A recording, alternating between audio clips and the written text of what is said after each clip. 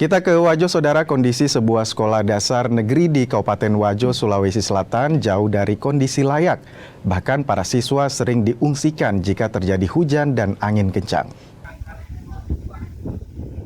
Sekolah dasar negeri ini berada di dusun terpencil di Desa Ongkoe, Kecamatan Belawa, Kabupaten Wajo, Sulawesi Selatan.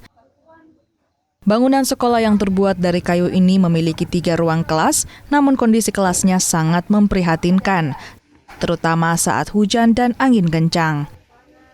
Para siswa pun tidak bisa belajar dan terpaksa dipindahkan ke perpustakaan untuk belajar. Meski fasilitas di sekolah ini tidak memadai, semangat para siswa untuk menimba ilmu sangat besar. Ini bangunan sekolah tak ini terganggu? Terganggu apa? Terganggu hujan, angin.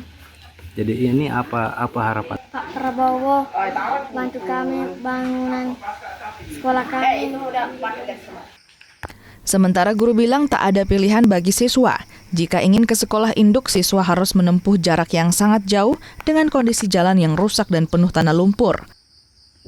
Jadi kami berharap kepada pemerintah semoga bisa dapat memberikan bantuan supaya siswa bisa belajar dengan tenang.